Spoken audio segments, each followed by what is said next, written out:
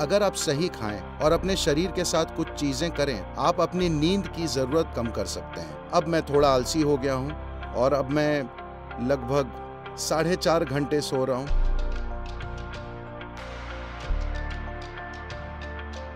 हमें किस तरह का खाना खाना चाहिए ताकि हमारा जीवन अपनी पूरी क्षमता तक पहुंच जाए, खासकर कॉलेज या स्कूल जाने वाले छात्र के लिए? तो भोजन कैसा होना चाहिए, हमें ये समझना चाहिए। भोजन कोई धर्म नहीं है, भोजन कोई संस्कृति नहीं है, भोजन बस इस मशीन के लिए ईंधन है।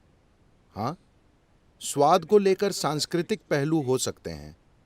समय के साथ भोजन पर धार्मिक रंगत भी चढ़ सकती है, लेकिन मूल रूप से भोजन इस शरीर के लिए ईंधन है। तो किस तरह के भोजन से ये अपने अंदर कम से कम संघर्ष से काम करेगा और ज्यादा से ज्यादा असरदार होगा? तो मान लीजिए आपने पेट्रोल कार खरीदी और उसमें डीजल भर दिया। ये फिर भी थोड़ा बहुत चल लेगी, लेकिन अपने बेहतरीन स्तर पर नहीं चलेगी। इसी तरह आप तरह तरह का खाना खा सकते हैं और फिर भी शरीर किसी तरह चलता है। लेकिन जिन संप्रदायों ने सावधानी से खाना खाया है, आप साफ तौर पर उनके काम करने के तरीके, बुद्धि के स्तर वगैरह में एक स्पष्ट अंतर देख सकते हैं। तो भारत में हमने अलग अलग लोगों के लिए भोजन अलग अलग तरह से तय किया। अगर आप मेहनत का काम करते हैं तो आप एक तरह से खाते हैं, क्योंकि आपको शारीरिक मजबूती चाहिए। अगर आप किसी तरह का व्यापार और दूसरे किस्म की गतिविधियां कर रहे हैं तो आप अलग खाना खाते हैं। अगर आप सैनिक हैं तो आपका भोजन अलग होता है। और अगर आप पढ़ाई, आध्यात्मिक प्रक्रिया और जीवन के सूक्ष्म पहलुओं में हैं तो आप अलग खाना खाते हैं। अगर आप पढ़ रहे हैं तो किसी चीज पर फोकस रहना सबसे बड़ी चुनौती होती है। वो कोर्स की बेकार किताब, मुझे माफ करें, The wonderful textbook. वो शानदार किताब जो लिखी गई है वो औसत बुद्धि वालों के लिए लिखी गई है। ये सबके समझ पाने के लिए है। ये बहुत बुद्धिमान छात्रों के लिए नहीं लिखी गई है। ये एक आम नुस्खे के रूप में लिखी गई है जो हर कोई समझ जाए। लेकिन कोर्स की उसी किताब को पढ़ना बहुत सारे लोगों के लिए कितनी मेहनत का काम है। उसे समझने के लिए उन्हें 10 बार पढ़ना पड़ता है। लेकिन आप बिस्तर में लेटकर एक प्रेम कहानी पढ़ते हैं, आपको हर शब्द याद रहता है। हाँ या ना? कैसे? तो आप में यादाश्त की कमी नहीं है, आप में फोकस की कमी नहीं है। बस इतना है कि कोर्स की किताब और आप में तालमेल नहीं हो पा रहा है। Working. तो आपको एक ऊंचे स्तर के फोकस, एक ऊंचे स्तर की भागीदारी की जरूरत है। और एक छात्र के लिए एक दूसरा बड़ा दुश्मन ये है कि ये किताब नींद की गोली का काम करती है। जैसे ही आप इसे खोलते हैं, सिनेमा जाते हैं तो आप 2 बजे तक जगे रहते हैं। 9 बजे किताब खोलते, उसी समय आप लुढ़क जाते हैं। तो नींद दूसरी बड़ी दुश्मन है। तो आप किस तरह का खाना खाएं ताकि शरीर में जड़ता न रहे?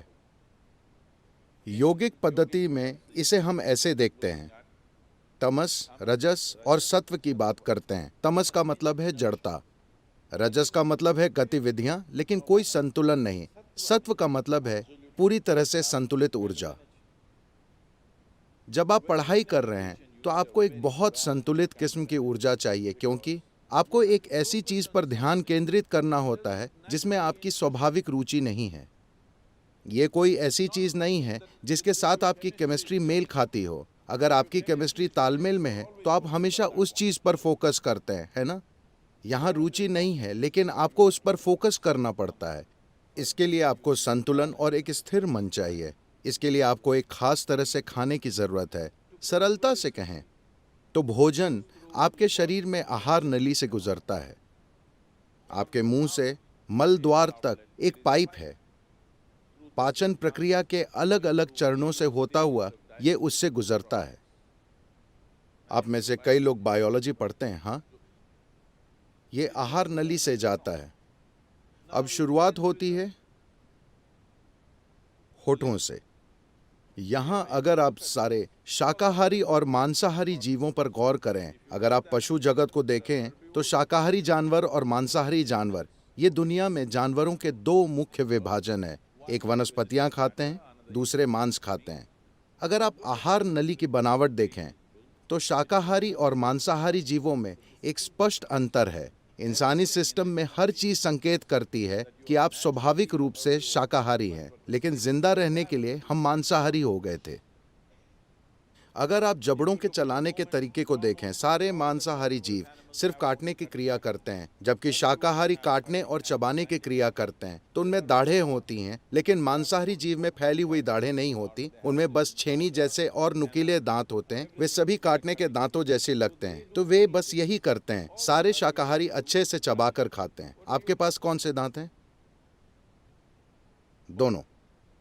तो आपको खाना चबाकर खाना चाहिए। आपको अपना खाना इसलिए चबाना चाहिए क्योंकि आपकी लार में एंजाइम होते हैं। अगर आप थोड़ा सा कच्चा चावल लेकर अपने मुंह में 1 मिनट रखें, आप देखेंगे कि यही मीठा हो जाता है, क्योंकि यही कार्बोहाइड्रेट शुगर में बदल रहा है, मुंह में ही। तो अगर आप ढंग से खाते हैं, तब हम कहते हैं कि आपके पाचन का 30 से 50% पाचन आपके मुंह में ही हो जाना चाहिए। तो पाचन तंत्र का ये हिस्सा आधे या आंशिक रूप से पचे खाने की उम्मीद कर रहा है, लेकिन अभी जैसे हम खा रहे हैं, अधिकतर हम न सिर्फ बिना पचा खाना बल्कि आंशिक रूप से नष्ट खाना डाल रहे हैं। तो उसी मात्रा में ऊर्जा प्राप्त करने के लिए आपको भोजन की जो मात्रा चाहिए वो बढ़ गई है। उतनी ऊर्जा पैदा करने के लिए जितना आपको खाना चाहिए, आप उससे बहुत ज्यादा खाना खा रहे हैं। इसकी वजह से शरीर में जड़ता आ गई है, क्योंकि इससे उससे कहीं ज्यादा भोजन को प्रोसेस करना पड़ रहा है, इसलिए जड़ता है। एक बार जब जड़ता आती है तो आपकी नींद का कोटा बढ़ जाता है। आप कितने घंटे सोते हैं?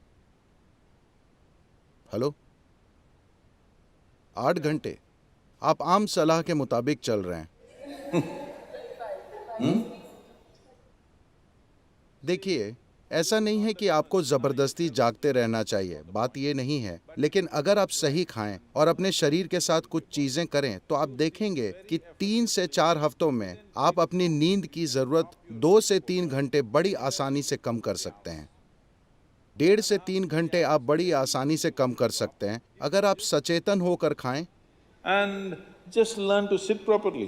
और बस ठीक से बैठना सीख लें। आपको पता है, बस बैठने की मुद्रा आपके शरीर के ज्यामिति और सिस्टम में क्या जा रहा है, अगर आप बस इन 2 चीजों को संभाल लें, तो आप देखेंगे कि आपकी नींद का कोटा कैसे कम हो जाएगा। बस आपकी जानकारी के लिए, 25 सालों से ज्यादातर मैंने औसतन 2.5 घंटे की नींद ली है। अब मैं थोड़ा आलसी हो गया हूं और अब मैं लगभग 4.5 घंटे सो रहा हूं, लेकिन हफ्ते के 7 दिन, ठीक है, 365 दिन में बस ऑन ऑन ऑन हूं, लगभग हर दिन। मेरी बेटी ने 1 महीने से फोन नहीं किया था। मैंने पूछा, तुम्हारे साथ समस्या क्या है, तुम फोन क्यों नहीं करते? उसने कहा, हर 6 घंटे में आप एक नए शहर में होते हैं, मुझे क्या करना चाहिए? मैंने कहा, ओके, ये वाकई सच है। कभी कभी एक दिन में हम 3 शहरों में होते हैं, तो ये नॉन स्टॉप गतिविधि है। और आज मेरे पास कई लोगों ने ऐसा करना सीख लिया है। मेरे आसपास 100 से 150 लोगों की दिनचर्या इसी तरह है, बस औसतन 4 घंटे की नींद, हफ्ते के 7 दिन वे बस ऑन ऑन ऑन हर समय ऑन रहते हैं। और वे चिढ़े नहीं रहते, वे परेशान नहीं रहते, वे प्रसन्न रहते हैं, वे शानदार लोग हैं।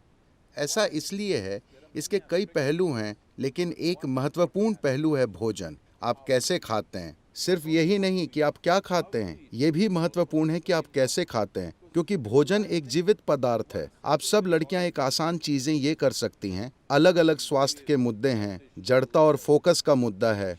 आप अपने भोजन का 40 से 50% हिस्सा कच्चे भोजन के रूप में लें, यानी ये जीवित हो, इसे जीवित कोशिका होनी चाहिए। ये सब्जी हो सकती है, फल, मूंगफली, अंकुरित चना हो सकता है। आपके द्वारा खाए जाने वाले भोजन में कम से कम 40 से 50% को जीवित होना चाहिए। आप मुर्दा भोजन खाते हैं और आप जीना चाहते हैं, ऐसा करना थोड़ा मुश्किल है, क्योंकि अब आपको मुर्दे को जगाना है। लेकिन अगर आप जीवित खाना खाते हैं, तो आप देखेंगे आपकी मानसिक अवस्था, आपका फोकस और आपकी नींद का कोटा, और सबसे बढ़कर बस जगे रहना ही काफी नहीं है, आपको सजग रहना होता है ना?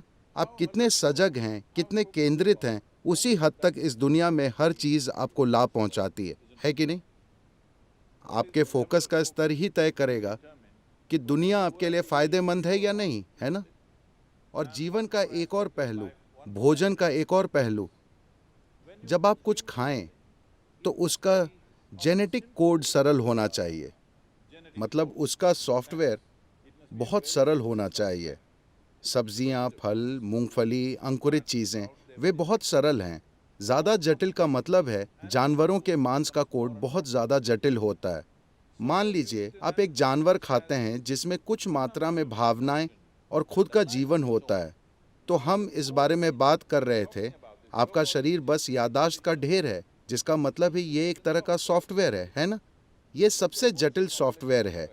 इंसानी सॉफ्टवेयर धरती पर सारे जीवों में सबसे ज़्यादा जटिल सॉफ्टवेयर है। तो अगर आप एक जानवर खाते हैं, खासकर अगर आप एक स्तनधारी को खाते हैं, तो उसकी जटिलता वैसी ही होती है। शायद ये इंसान जितनी जटिल ना हो, लेकिन उसी तरह की जटिलता, क्योंकि उसमें उसके अपने विचार और भावनाएं हैं। अब उस कोड को तोड़ने और अपने सिस्टम के साथ जोड़ लेने में आप पूरी तरह से सफल नहीं होते। तो ये आपके भीतर कुछ खास गुणों के लक्षण छोड़ देगा। आप उस कोड को तोड़कर अपना हिस्सा नहीं बना सकते, क्योंकि ये अलग और जटिल कोड है। अगर आप पत्तियां, सब्जी, फल, मूंगफली या अंकुरित चीज़ें खाते हैं, ये काफ़ी आसान है। अगर आपको मांसाहारी भोजन खाना ही पड़े, तो आपको वो खाना चाहिए जो आपके कोड से सबसे दूर है। तो आमतौर पर मछली और पानी के जीव आपसे सबसे दूर हैं। तो अगर आपको मांसाहारी भोजन खाना ही पड़े, तो खाने के लिए सबसे अच्छी चीज़ है, आप समुद्र तट पर हैं, तो खाने के लिए मछली सबसे अच्छी चीज़ होगी।